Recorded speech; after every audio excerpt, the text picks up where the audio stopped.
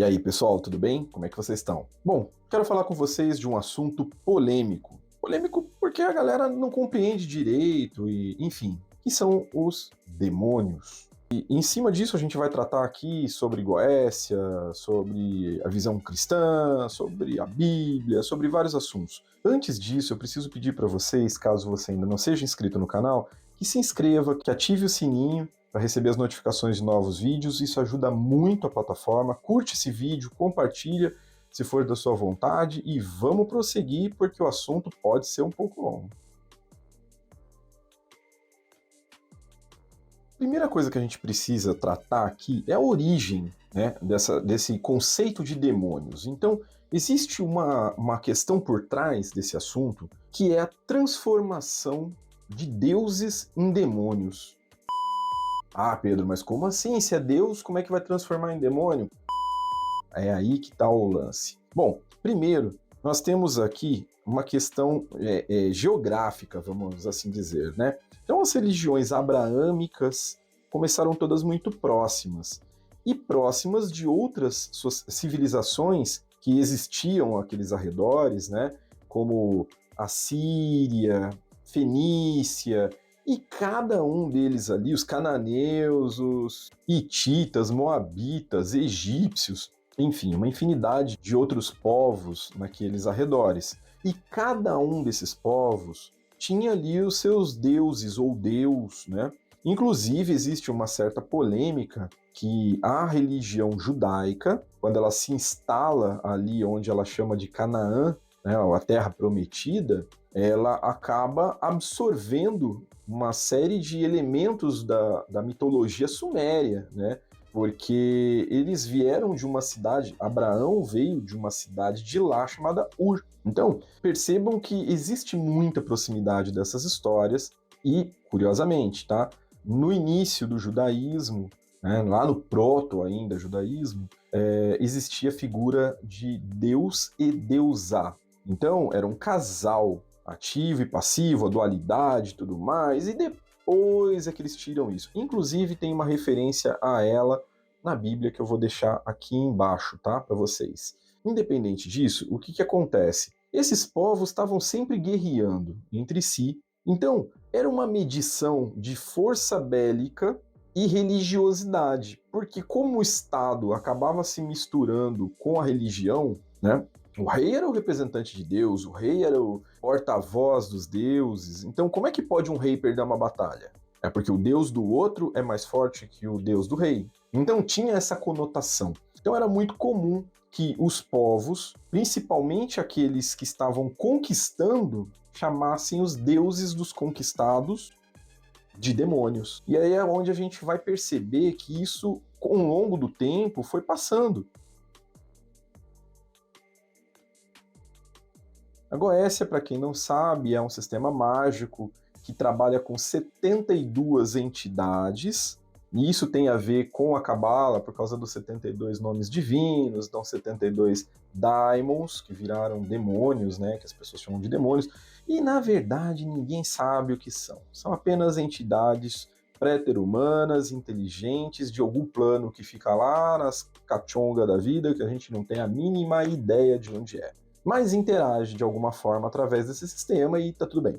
E aí os homens deram o nome então de daimons ou de demônios para as entidades que esse sistema acessa. Nesse sistema, você vai encontrar, por exemplo, Baal, Astarte, Asmodeus. E aí a curiosidade é que quando você entra numa pesquisa, você vai perceber que Baal era um deus adorado pelos cananeus como deus da fertilidade do clima. Ele também pode ser ligado a uma outra entidade chamada Baal-Hadad, que era um deus da tempestade e fertilidade adorado na antiga Mesopotâmia. Então perceba, é o mesmo que dizer que em algum momento o cristianismo acaba, uma outra religião dominante invadiu todo o Ocidente e acabou, né? Tipo, e proibiu, e aí eles falam que Jeová é o demônio, entendeu? Que o Deus deles é o Deus. É isso que foi acontecendo o tempo inteiro, e essas entidades, esses deuses da antiguidade, foram então tratados como demônios pelas religiões dominantes ou por aquelas que conseguiram se manter, né, pelo longo da história com a sua tradição. Amon, por exemplo, que é um dos daimons da Goécia, é na verdade um deus egípcio, deus egípcio do vento, do ar, e ele era adorado predominantemente em Tebas em alguns períodos, porque essa questão também dos deuses egípcios mudam de características e de adoração nos períodos, enfim. Aí entra na história egípcia. Astarote, por exemplo, é associado à deusa Astarte, que era uma divindade fenícia da fertilidade, sexo e guerra. Quando a gente fala do famoso Asmodeus, ele tem origem no demônio zoroastrista Aeshma, ligado à luxúria, à ira, né? Então, essas ideias, elas vieram de muito lá atrás e foram sendo compiladas, tá? Foram sendo unificadas dessa forma. De qualquer maneira, o que fica é uma espécie de sincretismo, tá? O que seria esse sincretismo? É você ligar um símbolo religioso a outro. Isso pode ser feito e foi feito muito na história, ora como uma ferramenta de invasão para que você subjugasse o povo invadido. Então você chega para o povo originário do Brasil e fala assim, olha, não tem Tupã, tá? Tupã é Jesus Cristo. Eles falam, ah, entendi. Então você não pode mais adorar Tupã, você adora Jesus, é a mesma coisa, e com isso o invasor consegue dominar a cultura e religiosidade do povo invadido, de forma que eles também perdem aquele lance de querer se revoltar, tá? Porque as pessoas aceitam tudo, né, meu? Ah, pode entrar com um governo novo, pode, você só não mexe na minha religião. Sempre foi assim. E aí, em outros momentos, também foi usado o sincretismo como uma forma de resistência. Eu quero continuar cultuando a minha divindade, eu vou dizer que esse cara é igual aquele lá, então eu cultuo dele, que é o do meu invasor, do meu dominador, mas na verdade o que eu estou me referindo à minha originalidade aqui. Isso acontece, por exemplo, com a figura de Ogum e São Jorge. Enfim, em vários aspectos, o sincretismo sempre foi usado de uma forma ou de outra, e é justamente esse sincretismo que usaram para associar, por exemplo, a figura de Pan, que era um deus grego, a figura de Astaroth, para pegar Asmodeus, para pegar Baal, e associar a demônio. Tá? Então percebam que na própria literatura judaica, eu sempre falo, não tem a figura do opositor de Deus. Teria uma ideia de maus espíritos, vamos dizer assim. E aí o cristianismo, como herdeiro do judaísmo, vem na mesma pegada, o islamismo vem também trazendo os djinns, que são entidades elementais, né? Gênios de, não vou dizer bem ou mal, né? Porque não acredito nisso, vou deixar até um card aqui em cima para vocês, de um vídeo que eu falo sobre isso, essa questão de bem e mal, mas seriam entidades difíceis de se lidar, complicadas, não recomendável, por assim dizer. E nessa situação é que você percebe que todas as religiões tradicionais, as três que a gente tem do Ocidente, possuem essa figura do mal, ainda que seja só como opositor do homem, não de Deus, e aí fica muito legal para eles, né, como aqueles que estão impondo a religião a outros povos, associar todos os deuses da antiguidade e o dos povos recém-conquistados ou colonizados a este mal que eles se referem o tempo todo nas escrituras. Mas vamos prosseguir. A gente precisa também dar uma passeada pela Grécia, porque os gregos tinham um conceito de daimon, que eram entidades, e essas entidades, tá? Entidade quando eu digo é porque realmente, tá, não tem essa pegada de bom ou mal, mas essas entidades eram ligadas geralmente a aspectos humanos. Então, por exemplo, você tinha os eudaimones, que eram os daimons das boas coisas, das virtudes humanas, e os cacodaimones, que eram os daimons dos vícios humanos, dos defeitos humanos. Então você pega, por exemplo, Eros, que era o daimon, ou o deus do amor, você tinha Eris, que era o cacodaimon da discórdia, e assim ia, tá? Tudo que você imaginar, ira, amor, amizade, mentira, inveja, era associado a um Cacoddaimon ou a um Eudaimon. E isso é interessante porque quando você percebe ali nos escritos, né, de Sócrates, Sócrates deixa claro que ele conversava com o daimon dele. Então imagina assim, ele estava andando na rua, de repente ele falava assim, não, eu sei disso, eu vou falar com ele, mas depois a gente resolve. E as pessoas viam e ele trocava ideia. Lógico que eu estou brincando com o jeito, mas ele cita na obra dele, e o pessoal meio que passa por cima disso, que ele falava com o daimon e o daimon dele, o daimon pessoal dele, orientava e protegia ele. E é daqui que vem o conceito de anjo da guarda, o anjo guardião, né, o sagrado anjo guardião, a gente fala em Telema. E perceba que é uma linha tênue, né? Porque o conceito do daimon, que origina demônio, é o também que origina o anjo da guarda das pessoas. Aquele carinha que fica colado do seu lado, vendo as besteiras que você faz, né? Te protegendo de enfiar o dedo na tomada, essas coisas. O conceito é o mesmo, só que ele é usado ora para uma finalidade, ora para outra finalidade. Ah, uma coisa bem importante, tá? É muito comum vocês verem imagens de anjos e também de demônios associados a asas, a seres alados, né? E isso acontece porque, primeiro, no conceito cristão, o demônio é um anjo que caiu.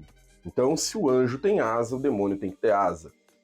Outro ponto é que a maioria dos deuses antigos, como os sumérios e tantos outros de outras culturas, foram, na maioria das vezes, expostos ou pintados com asas. Então, quando eu pego essas divindades do passado e as demonizo, logo, demônio passa a ter asas também. É muito importante vocês entenderem essas associações culturais que criam essas imagens no imaginário popular, como, por exemplo, o arcanjo Miguel vestido de soldado romano, né? Porque carambas um anjo, um arcanjo, ou seja, quem for, teria uma roupa de soldado romano. Ora, eu preciso associar o poder divino ao poder político. E aí, nesse aspecto, junta-se os elementos. Tá? Então, se eu pinto, se eu falo, se eu trato de deuses da antiguidade, de diversas civilizações como seres alados, então anjos e demônios passam a ter também no imaginário popular asas. Isso acontece muitas das vezes porque o ser humano sempre viu Deus como estando no céu, lá em cima, tanto que as pessoas tinham o costume de rezar olhando para cima. E como se chega lá em cima? Sem asas? Não tinha essa percepção. Então, para se ir até Deus, ou seja, para se subir até os céus, era necessário a capacidade de voar. Vocês conseguem entender como que todos esses símbolos foram, de alguma forma, criados e pensados pelo imaginário humano em sua concepção limitada de época? Pô, Pedro, então talvez hoje os anjos e demônios teriam um foguetinho, né? Uma roupa de astronauta. Então. Aí entra até naquela teoria do Erich von Däniken de astronautas do passado e deuses astronautas, enfim, essa maluquice toda aí que a gente não vai entrar nesse sentido agora, tá bom? Agora a gente vai tratar sobre a questão da demonização ao longo da história. Porque o que acontece, tá? As pessoas sempre foram guiadas pelo medo. Ou o medo do inferno, ou o medo de não ir para um determinado céu e ficar aqui na Terra, ou o medo de morrer eternamente, né, após um julgamento, como eram os egípcios, ou o medo da vida não ter uma continuidade, como as religiões pregam, ou medo do rei te mandar matar, ou medo da noite e aí por aí em diante. E a questão aqui é que para as religiões dominantes sempre foi interessante associar as divindades dos dominados com o medo. E de que forma? Eu preciso botar isso como sendo o elemento que afasta o meu fiel do Deus dele, que bota o fiel lá no inferno, tomando cutucão, queimando no mármore e por aí em diante. Isso daí trouxe muito medo para o ocultismo. Não sei se é novidade para vocês, mas eu sou um senhor de 43 anos, nasci em 80, Eu peguei aquela época no Brasil onde o povo rodava disco da Xuxa ao contrário, falava da faca no pescoço do Fofão, e ali tinha muita coisa, principalmente com o advento, por exemplo, da renovação carismática católica no Brasil, de que tudo era nova era. Então tinha símbolo de roupa, né? Que era o yin yang, aquele é símbolo da nova era. Você pegava uma estrela de 5 pontos, símbolo da nova era. Por quê?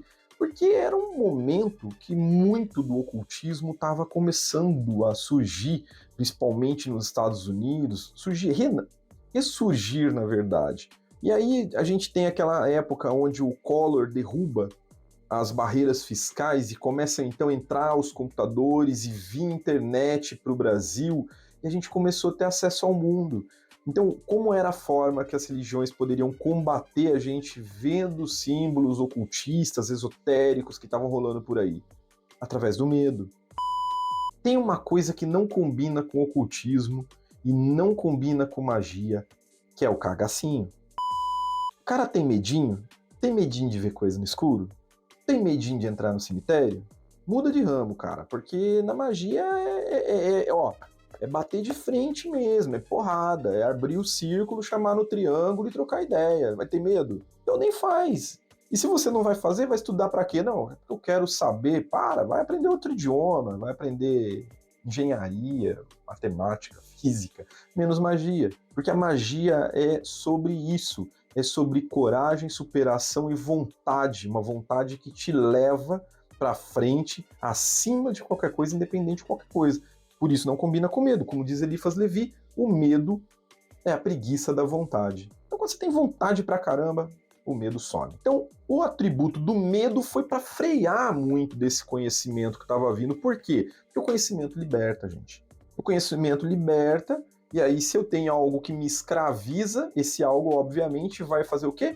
Combater o conhecimento. De que forma? Botando medo, falando o quê?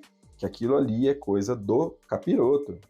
Tá? É muito daí que vem essa questão da demonização. Agora, a questão aí é que tudo isso foi sendo reavaliado pela própria cultura popular através do próprio cinema. Por quê? Por incrível que pareça, as pessoas têm medo, mas gostam de consumir filmes de medo, porque a curiosidade é o grande fator. O interessante é que aí houve um sistema reverso, onde as próprias religiões começaram a sofrer com alguns elementos de cinema, tá? Por exemplo, eu não sei se vocês sabem, mas a cruz de cabeça para baixo nunca foi símbolo do anticristo. A cruz de cabeça para baixo nada mais é do que a forma como São Pedro, pelos católicos, Pedro, o apóstolo, quis ser crucificado, porque ele foi condenado a ser crucificado, ele falou, eu não mereço ser crucificado como Jesus, então se for me crucificar, me põe de ponta cabeça. E o imperador romano falou, beleza, crucifica ele lá de ponta cabeça, que eu não tô nem aí. E assim foi. E esta é a cruz de São Pedro. O cinema precisava de um elemento para causar medo nas pessoas e falar, opa, ó, chegou o mal. Então eles fazem o quê? Tem um crucifixo na parede, inverte o crucifixo. Percebe que o símbolo de um mártir cristão foi agora subvertido para símbolo do mal. Da mesma forma que a religião subverteu os símbolos dos outros no passado para demônios agora. Essa briga ainda está muito desigual, ainda tinha muito símbolo aí para a gente subverter até empatar, porque são, né, milênios aí de apropriação desses símbolos, né, e deturpação dos seus significados, mas pelo menos já foi alguma coisa. Aquela ideia também do 666, que vem da Bíblia, que vem de outros lugares, o cinema explorou muito bem isso, aí já criaram que o símbolo de Jesus era o 333, e gente, quando vocês ouvirem alguém falar isso, por favor, pesquisa. Não vou nem falar mais nada, pesquisa. Vocês têm que parar de dar ouvido para certas coisas, porque assim, eu entendo, é chato, né, pesquisar aí na internet, procura daqui, procura dali, mas vai material de qualidade, porque não tem essa, tá bom? Vamos parar de superstição. E aí, na nossa espiritualidade contemporânea, o que acontece? Teve um boom com os acessos às literaturas, internet, livros. Eu, inclusive, tenho, por exemplo, um livro aqui que é muito legal. Eu vou pegar para vocês darem uma olhada. E esse livro, ele, quando as pessoas veem um livro desse na livraria, As Clavículas de Salomão, e aí você vai ver do que trata, né? Que existe uma lenda que Salomão, e que alguns falam que foi o rei, mas na verdade não foi, porque esse livro é muito mais novo, traz aqui símbolos e procedimentos para se fazer evocação de daimons. Que daimons? Os 72 daimons da Goécia. Goécia, que é considerada magia negra. E na boa, gente, esse conceito de magia negra, branca, cinza, é coisa de filme Senhor dos Anéis. Tá? Negro, branco é a intenção que você quer dar pra coisa, é a sua moral. A magia é magia. Magia é acessar alguém, magia é igual você fazer a ligação. Se você faz a ligação pro policial, é uma ligação boa. Se você faz a ligação pro traficante, é uma ligação má. Não, gente, é só uma ligação. Bom ou mal é o que você vai fazer através dessa ligação. E assim é a magia. Então, houve esse boom, a galera veio para a Goécia, entendeu, e aí o que acontece? Acha que fazer contato com Daimons é ser o bruxão trevoso, é andar de preto o tempo inteiro, inclusive eu tô vestido de preto hoje já para fazer o tipo mesmo, tá? É andar de preto o tempo inteiro, é atravessar de calçado quando passa na porta de uma igreja. Gente, na boa, anjos e demônios nos aspectos onde nós tratamos dentro dos sistemas iniciáticos, não tem essa pegada de bom e mal, tá bom? É bagunçado o negócio. Tem muito Daimon desses 72 aqui que é super mais de boa de você lidar do que muito anjo do Enochiano. Tem muita entidade que é considerada má, que é muito melhorzinha no trato, é muito mais fina, é muito mais atenciosa de entregar alguma coisa para você do que o seu próprio sagrado anjo guardião, que vai te sentar-lhe a porrada para te botar no caminho correto. Então perceba que existem essas nomenclaturas que a gente, dentro do ocultismo mesmo, foi puxando das religiões com esses conceitos. E aí aquilo, gente, é onde vocês falam, por exemplo, né? Vamos olhar lá para a imagem de São Miguel, o arcanjo, né, o poderosão, vestido com armadura romana. Vocês estão entendendo? Cara, como assim o arcanjo está vestido com a armadura romana? É para dizer, gente, que o Estado romano era o Estado divino. Isso daí está vindo lá de Constantino, toda essa história. Agora, não pense vocês que anjo é bom. Anjo só é uma entidade que faz algo que ela tem que fazer, algo que ela quer fazer e, ó, tá nem aí pra moral nossa, ok? Não se esqueçam. A própria Bíblia diz que teve um anjo que entrou no Egito e levou todos os primogênitos. Então, esse conceito humano de bom e de mal, Goécia é do mal, Enochiano é do bem, um é anjo, o outro é demônio, demônio não presta, anjo é bonzinho, só serve para religiosos, só serve para místicos, para esquizotéricos, para quem pesquisa ocultismo com método científico, com anotação, com teste, com seriedade, com literatura embasada, esses conceitos não devem caber, porque eles só vão te atrapalhar, só vão te deixar fora do rolê, tá bom? Mas e aí? Tem alguma coisa a mais que vocês queiram saber a respeito disso? Deixa aí nos comentários. Agradeço vocês terem assistido até aqui. Deixem suas opiniões no comentário, se gostaram, se não gostaram, se acredita, se não acredita, é sempre muito importante. Caso você ainda não seja inscrito no canal, se inscreva, por favor, ativa o sininho e bora para daqui a pouco mais um vídeo nosso, a gente se vê logo mais. Valeu!